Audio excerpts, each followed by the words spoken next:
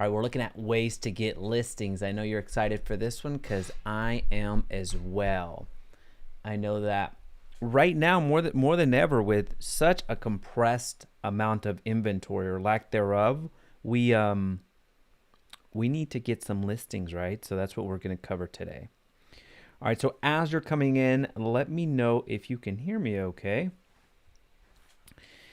because sometimes it doesn't go through correctly. So welcome, everyone. We're covering how to get some listings, how to get some seller leads as a real estate agent. We're going to go into 5 different avenues, giving you different entry points. Some of these will require some capital, meaning some paid advertising or some paid strategies to generate listings.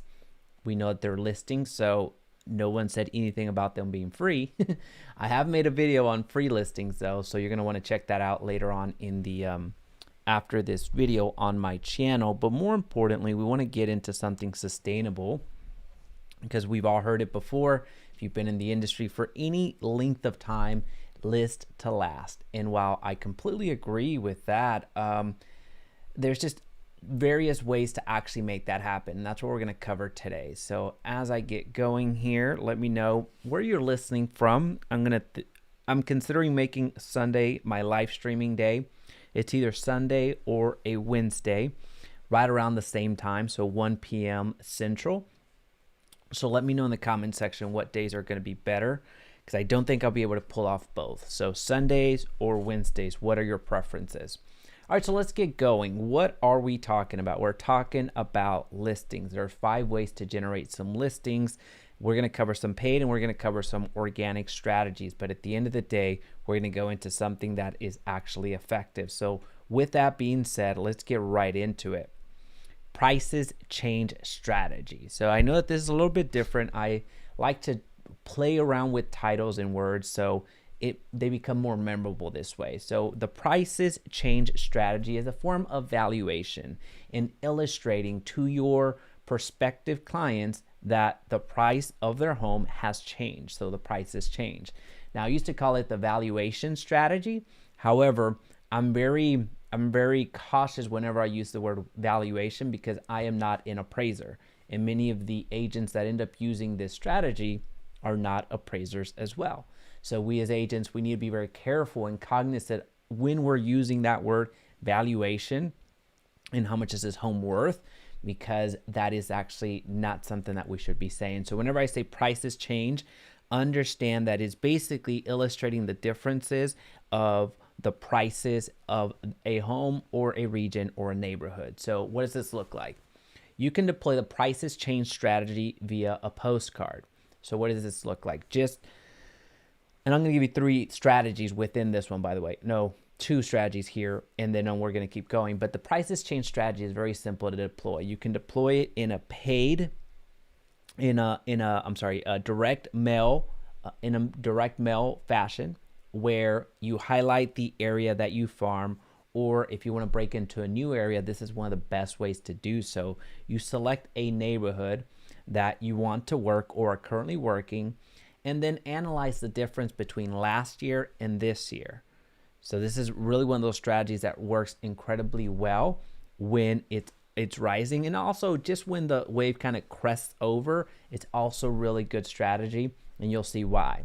So let's take last year and compare it to this year. So what you're looking at are what are homes selling for, let's say January of last year versus January of this year. So you have those historical data. You don't have to go year over year. You compare month to month. So here, as of this recording, we're about to end January. So I would take January's data of last year and go into January's data of this year. And notice the price differences. Looking at the average price that homes were selling for last year versus the ones that were selling this year. I'll give you an example. I purchased a new build in 2020. Summer 2020, and I bought it for $240 or so. It was right south of Fort Worth, so right outside of Fort Worth. And I just saw on the MLS that a property sold for $350. So within a year, the price went up over 100,000. So 50% increase from that one property, which was pretty awesome. I'm going to hold on to it. I'm not going to sell it, but just giving you the realization. Even me as a real estate agent being in this day to day, it still surprised me. So think of a homeowner that has, even in the same community that I bought that property. And again, it was 230 or so that I purchased it brand new. And then a little bit over a year afterwards, homes are selling for 350. So over $100,000 in equity right then and there. I wish I would have bought more. But with that being said, this strategy, the prices change strategy, that is something that you can share with the audience there, with the people in the neighborhood via a postcard. Now that's the physical way to deploy that strategy. And again, you're just comparing what are the prices, what's the difference between last year and this year. It works incredibly well in this market. But you can also translate this into the digital. So here physical is direct mail, sending the prices change or values have changed strategy. And you convert it into the digital world where you can run a YouTube ad, you can run a Facebook ad, you can run any ad that you're able to convey the same message on. So what you're going to do on Facebook as an example, you would just select an area that you're farming or an area that this community happens to be in, and then call it out by name. The reason I say call it out by name is because with Facebook, as an example, since you have to run the ad within the special ad category under the housing section, you can't go any less than a 15-mile radius. So if you're in a very populated area like I am in Dallas-Fort Worth, well, 15 miles is over 1 million people. So it loses its effect, right? So what you're going to do is you're going to call out a specific region. So in Dallas, as an example, there's Bishop Arts, there's Deep Ellum, there's North Park, there's communities that people would recognize by name, right? So it works incredibly well even on the suburbs, the Friscos, the Planos, the Richardsons. While those cities are still massive and huge in the grand scheme of things, whenever you're telling somebody from a different state, hey, where are you from? You're not telling them I live in Frisco, I live in not McAllen, that's completely south, McKinney. You're not telling them, you're saying I'm from Dallas, right? Because people outside of Dallas-Fort Worth, they don't know. They don't know the McKinneys, they don't know the Friscos, they don't know the Prospers, they don't know Denton or anything like that. So it's only the DFW people, the people that are local, that would know those distinctions. That's why you're calling out your audience a little bit closer to home in your ads, because you have that 15-mile radius on your Facebook ad. But by you saying, prices have changed in the Bishop Arts district, Bishop Arts neighborhood, well, you can share that the average price point there was $350 last year. Now it's $450, right? So just share that complete change.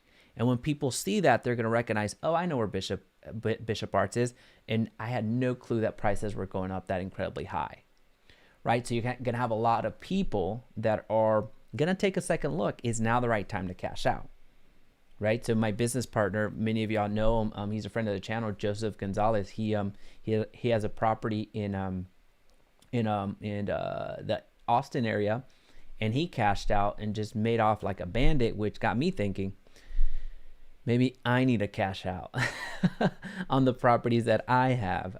That's the whole even why I was even looking at the MLS. So even me as a real estate agent, I'm considering things like that. And even though I see prices every single day, I'm in the MLS every single day, it even got me thinking, right? So this is very powerful.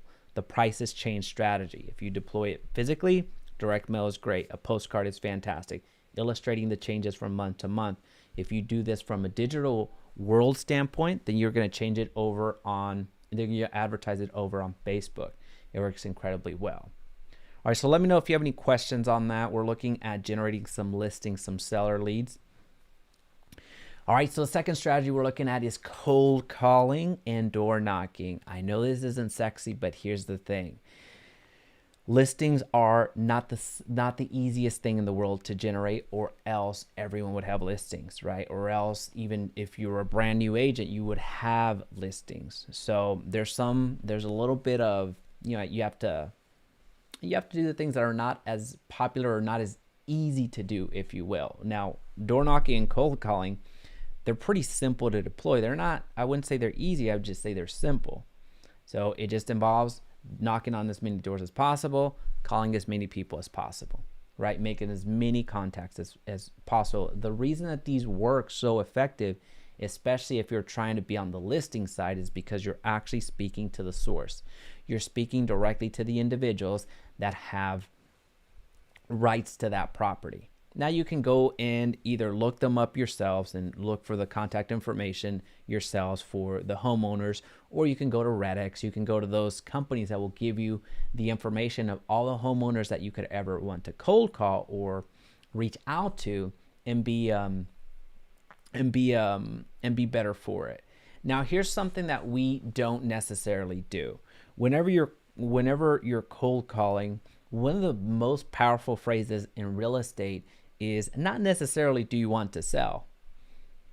That's powerful in and of itself, but very rarely, especially if you're deploying the cold calling strategy or the door knocking strategy, very rarely will somebody actually be at a place where they're going to receive your information and actually work with you. It's a very small percentage, super small percentage. You're looking for a needle in a haystack, where you're cold calling, door knocking. You could spend all day and maybe just reach 3 people and maybe just get 1 email. You could spend all day and those would be the results. So again, you're looking for a needle in a haystack. Now, how you make that time, how you make those cold calling hours and those door knocking hours much more effective, is by using that powerful phrase in real estate, which is, who do you know? Right? So if you write those 4 words, who do you know? If you write those 4 words and implement them into your scripts, you're making a lot more contacts, not only just on door knocking and cold calling, but just in life, right? Whenever a lead calls you because they found your video on YouTube, whenever a lead calls you because they found one of your blogs, whenever a lead calls you because you're paying for Zillow ads, whatever the case may be, once you have whatever it is that you need from that client, whether it's you're going to go out and look at property, or you're going to list a property, or whatever, by you inserting this little phrase, who do you know, you're magnifying that relationship. So now you're being more effective. So yes, if you spent 6 hours cold calling and you only got a hold of 3 people, but if you're introducing that, hey, who do you know? I understand that I'm not going to be able to sell your house right now because you just bought it, but who do you know that I might be able to help? Who do you know that would find benefit from our conversation? Who do you know that might consider selling in the next 30 to 60 days? Be honest, right? If you just use that one line, the whole, who do you know that can help me in the next 30, 60 days, or that would consider selling in the next 30, 60 days, and then adding the whole, be honest, no one's going to take offense to that. It's one of those ways that you can, for all intents and purposes, get what you want and be a little bit more direct and get away with it because of that last line. Now be honest, right? So those are just some little nuances and little tips that will magnify your time on the phones or in front of the homeowner when they open the door, right? So door knocking and cold calling is still wildly effective. That's why you have a lot of people that when they start out in the business, they'll do this form of marketing because it's endless. Right? So it's endless. It's something that, yes, you are looking for a needle in a haystack. However, you at least have a haystack, right? You at least know, hey, there's that haystack, which are homeowners. Go find which one has the needle, right? So that's why it's so powerful, and which actually leads us to a little bit more of those strategies that people use every single day that are a little bit closer to the decision point, which is strategy number 3 in reaching out to FSBOs and expireds.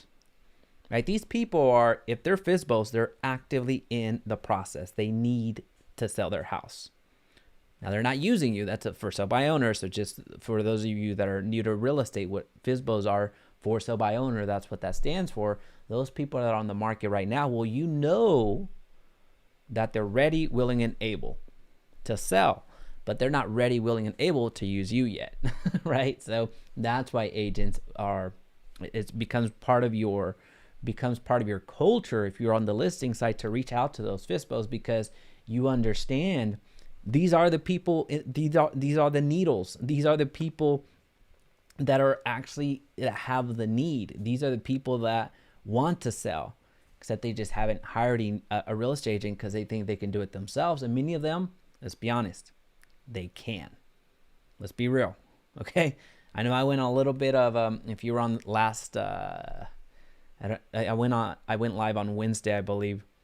I kind of went on a little I took a little journey on there and had a little rant, but let's be honest. A lot of the FSBOs, they can sell by themselves. Now, not all of them can. That's why we're here, but let's call a spade, okay? So FSBOs, now expires happen every single day, but most of them happen at the beginning of the month. So expireds are those that the contract for a listing agent ends the following day, they become an expired. So when it comes to the beginning of the month, you're going to have a lot of people that you're going to be able to call on the first of the month, because a lot of the contracts end on the 30th or on the 31st, because that's the end of the month. That's where a lot of the agents kind of put their window. I have 3 months, 6 months, a year to sell this property, but they'll usually put it ends January 31st, it ends June 30th, it ends September 30th. I think September has 30 days. So the expireds, that you're going to have a lot of expires the first of the next month, but on the second day, the third day, you're not going to have as much. So how you magnify the expireds is reaching out to those properties that have expired 3 months ago, that expired 4 months ago, 6 months ago.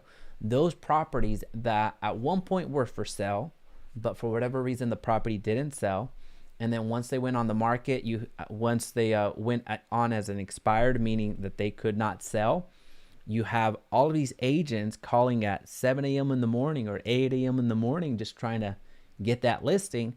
Well, interest dies off, and a lot of the homeowners are actually pissed and want to take a little break from selling. So many of them don't go back on the market that week, that month, or in that short time period. They're letting it cool off because it was such a bad experience. Remember, they were in a relationship with this listing agent for 3 months, 6 months, 12 months. So now they can relax a little bit. They don't have to worry about showings. They don't have to worry about the lockbox. They don't have to worry about open houses.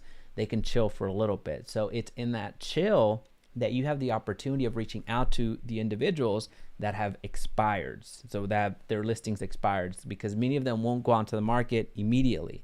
So you have time to call them. You have time to send direct mail. You have time to email market them. You have time to text market them. You have time. Now, here's the thing. Simply because you have time doesn't mean that you need to take all of it. It just means that you can build out sophisticated campaigns that you can send out direct mail pieces after the week after their contract ended, the week after that, the week after that, the week after that, right? So if you're consistent and if you're there for the long game, you're gonna find that you're gonna have a better conversion rate that way. So when you're looking at FSBOs and expireds, again, these are people with the need. These are people that are ready, willing, and able to. You just need to be there when the time is right. And most of the time their need is there. It's just you have to battle that crowdedness of all the agents trying to get in front of them. All right, so does that make sense? When it comes to marketing, doing some Facebook ads, you can run some FSBO strategies. You can run some expired strategies. But from my experience, they're just not that effective. It becomes more of a branding play, because when you're running all these ads, it's just more just being found, right? There's a lot of things that Facebook has put in place that preclude you from reaching out to those people that were FSBOs, that were expired. In the past, there was just some very ninja hacky ways to do it, but now it becomes a little bit more challenging. So I don't really recommend running ads for these types of buyers outside of just making it a branding play that you can get the job done, that you can, when you put testimonials out there, when you share some information on how to sell their house by owner and things of that nature, which actually brings us to the next point. If you have any questions, if you have any comments, I would love to hear from you. Let me know. Frankie, Sundays are great. Oh, awesome. Yeah, Sundays have been pretty cool. So I might consider them doing them on Fridays. So the question was, for those of you that are joining, considering making a live stream day. So I'm debating Sundays or Wednesdays. Let me know in the comment section which days are better for you. We'll see if we can make that work. All right, so your sphere of influence.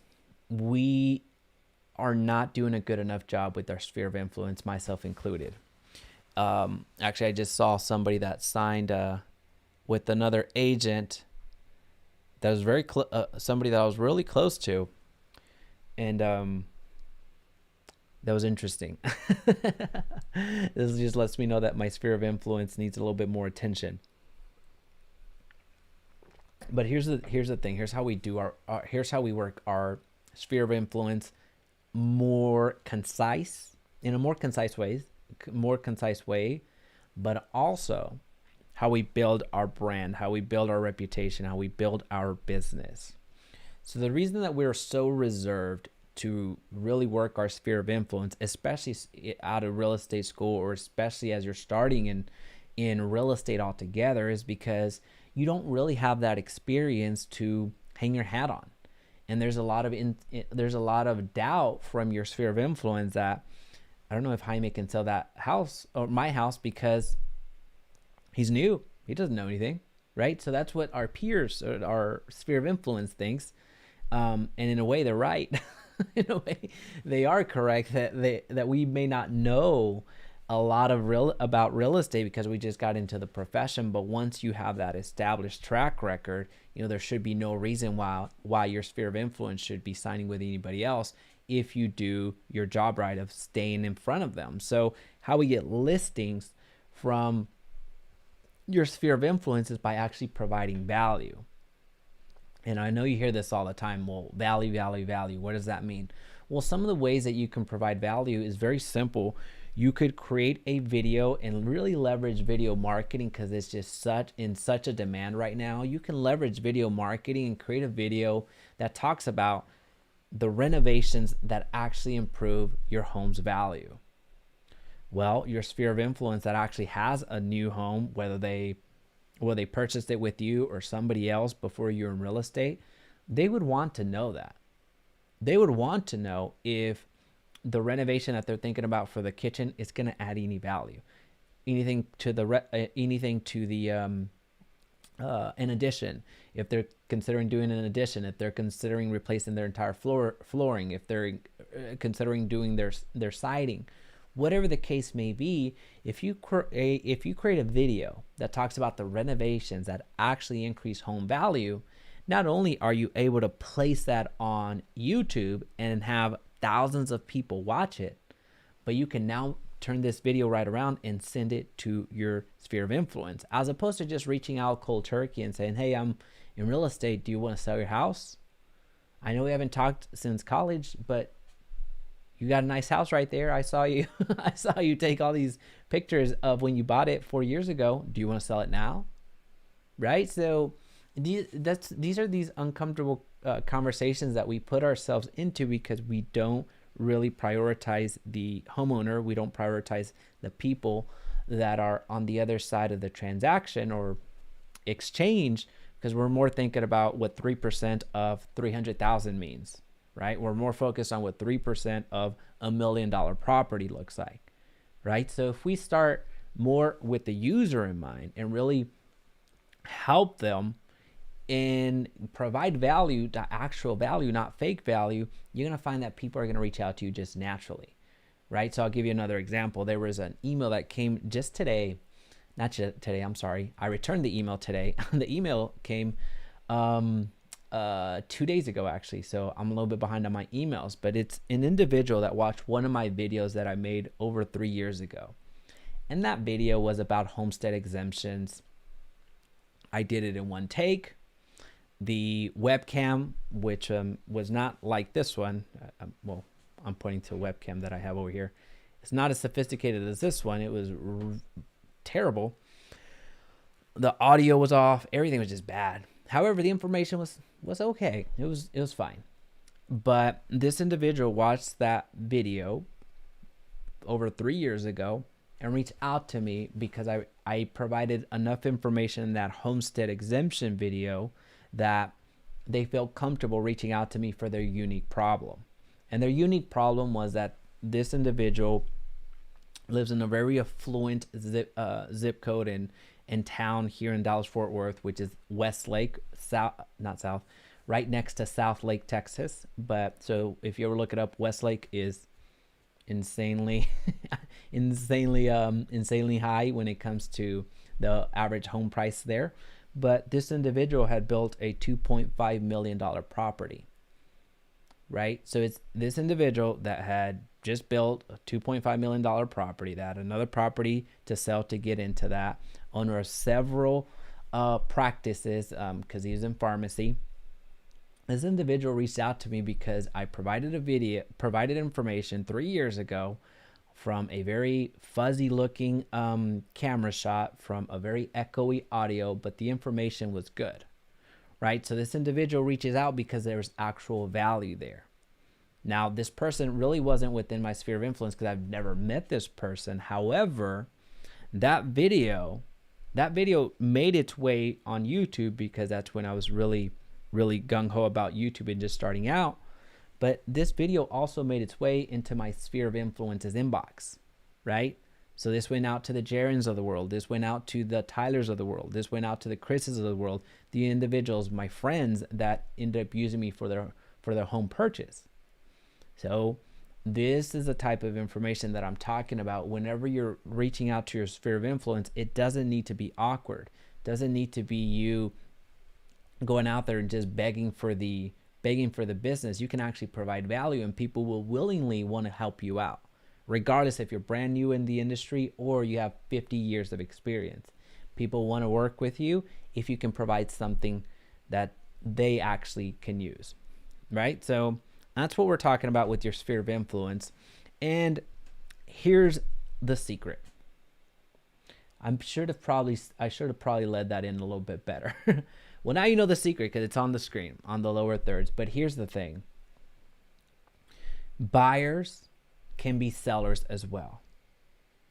And this is something I talk to my real estate agents all the time. So when agents reach out to me, I don't do one-on-one consulting anymore. I don't have the agency for the front-facing public anymore. It's just the agency that I operate for my real estate agents now. So as agents partner up with me in the Agent First group, we do their marketing for them. So that's why everything that I'm talking about here more is just for you getting the insider's look of the one-on-one consults that I have with my agents that partner up with me because we do their marketing for them.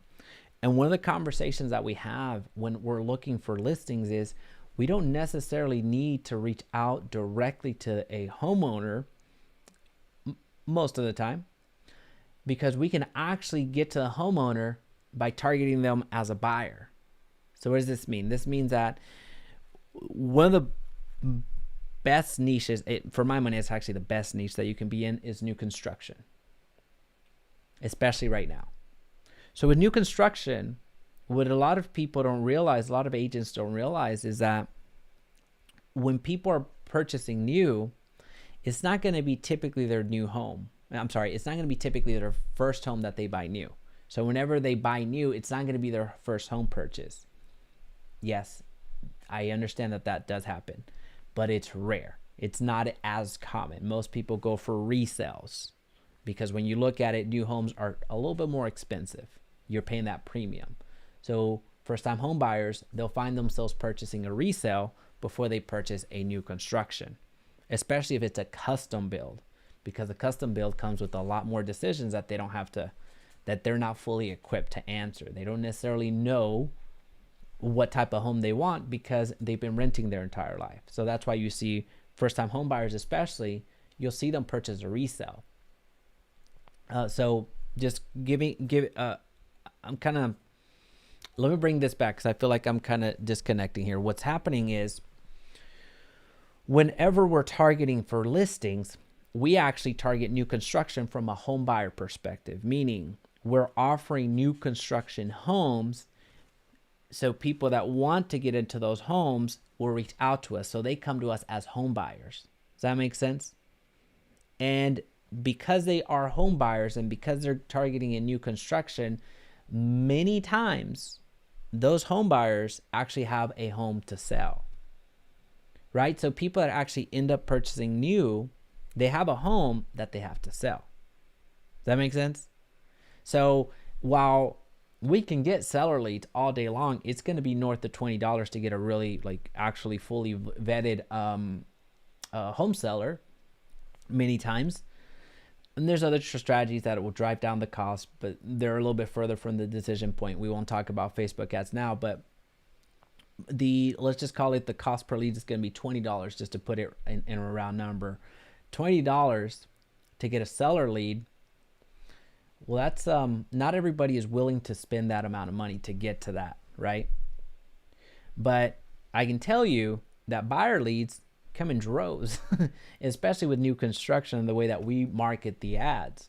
So here we can get leads, buyer leads for new construction between $1 and $2 pretty much anywhere in the country, right? So it's something that when you look at it and you stack those up, well, if I have people that are opting into my funnel for, let's call it $2, for every buyer lead that I get, for every seller lead that I get 10 buyer leads. And I understand that within these 10 buyer leads, I can guarantee you, I'm going to have at least 2 to 3 people that actually are homeowners. Right? So I'm over here, instead of me going for that home run, I can do a lot of singles and doubles over here with the buyers. So whenever I say new construction and whenever I say buyers, this is what we need to realize, that we can spend $20, $30, $40, $50, $100 for a seller lead, but there's a lot of buyers that do legitimately need to buy, but they actually have a home that they need to sell as well. And many times that comes in the form of new construction. Is this making sense? I'll be honest with you. I can now, as I speak, it's a little bit, I'm able to process what I say a lot more because this is over 1,000 videos on this YouTube channel. And as I'm saying things, I can see myself going away from the point to where when I watch this back, I'm going to kick myself because whenever I did this point, I took us down a very windy road that I should not have, because it was just, the words were not optimal. So my apologies on that. I'm getting better. Gavino Real Estate, my friend, how are you? So shout out to this man, always delivering great nuggets of applicable and valuable information, sir. Hey, I appreciate you. So I know that my lighting is a little bit on the darker side. So Gavino is actually the person that helped me with this lighting. He left me in a lot better position than what I'm currently sharing. So I had to change some settings on the back end because I introduced a teleprompter for my recorded videos. So my apologies on that. Although I do like the set, I do like the lighting, it can be a little bit better, and that is the man that helped me do it. So I appreciate you. Maryland. Yeah, it is Maryland, right? True. Yes, it does. I work for builders. This is true. Boom. There it is. Industry professional right there, validating on the spot. Dan, you're on point, my friend. Dan, another fantastic realtor. Go and check him out. His YouTube channel in Orlando is fire. All right. Well, I appreciate every single one of you. And simply because you watch this in the recording, doesn't mean that I'm not going to monitor the chat. So in the comment section, let me know what days are better for recording or doing live streams like this. Is it going to be a Sunday? Is it going to be a Wednesday? You let me know. I'll take your opinion into consideration. It's something I really want to get better at, from being present a little bit more from a live stream perspective, but also give you plenty of time so you have enough time to actually prep for it. Because with these live streams, I just kind of come on live and things happen. As a new incoming realtor that will start part-time, what are side hustles or sources of income I can work on to help me go full-time? I would actually recommend that you don't have side hustles or sources of income. I would recommend that if you're looking to do this full time, what that will start part time, make your part time your full time. And here's Donovan, I say this because I have personally, just so you kind of know, I am with eXp Realty, and I have personally sponsored over 100 agents personally. But I can tell you that there's a lot of folks that fail because they treat it as a part-time. So when you're looking at, it sounds like you're saying that you're doing this part-time. So that lets me know that you have a full-time. That also lets me know that you probably have some family obligations, right? So who doesn't? So you have family, you have full-time, and then you have part-time. And on top of that, you're going to do a side hustle. I'm going to strongly consider that you make your part-time your full-time. So real estate being your part-time, I encourage you to make that your full-time because you're going to be spreading too thin. I know very few agents that can make the part-time thing work. And those are agents that already have a book of business, that already have people that they've worked with before. That business for them is just a phone call away, and they're comfortable that way. So you going into affiliate marketing, you going into course sales, you going into selling insurance on the side, it's a distraction from what you're ultimately wanting to do. So I'll give you an example. Amy Morrell out of Pennsylvania, fantastic agent. She partnered up with us last year, and she was with KW for about 3 years as she was doing real estate part-time and was really looking to do real estate full-time. Well, after 3 months of joining us and partnering with us and really working with really her mentor, which is Laura, the agent that I personally sponsored, us all working together, she was able to go full-time within 3 months. So something that she wasn't able to achieve in the previous 3 years with KW, not a knock on KW, just giving you context as where she's coming from. Within 3 months, she was able to go full-time. And a lot of that had to do with focus. A lot of that had to do with not being, I was about to go on a rant, just focus.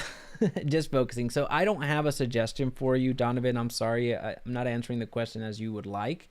I'm just answering the question as how I see it. So I wouldn't suggest you going into side hustles or sources of income. I would encourage you to invest that time that you would have done with side hustles or seeking that extra income, because that extra income that you might get $25 if you sell a policy for X, Y, and Z company, that $25 you didn't earn $25, you lost $2,500 because that was money that you could have spent in getting a new buyer, getting a new seller, getting better at your scripts, getting better in building relationships. So this side income that you're after, and this is just in general, this isn't me just picking on you, Donovan, my apologies if this is coming across that way. I'm saying this because I've worked with plenty of real estate agents from the agent first group side, which we're about 200 agents strong now. And also prior to doing this, and when I was doing one-on-one consults a lot more, I would speak to over 1,000 agents every single year on a one-to-one level on Zoom. And it was these conversations that we were having. So as opposed to just giving you, hey, do affiliates, hey, do this, do that, or whatever, answering your question, I would much rather tell you the truth and let you know that if you're going to do that or seeking to do that, I would say forgo the side hustles, forgo those extra sources of income, because you're not gaining, you're actually losing. So anyway, just I'll stop there. Thumbs up. I love it. Gavino Wednesdays for me. I love it. Asia, great video. Hey, thank you so much. Folks, y'all have been awesome. I appreciate every single one of you. Go out there and kill it in your industry, in your space, in your region, in whatever. In life. Go out and kill it in life.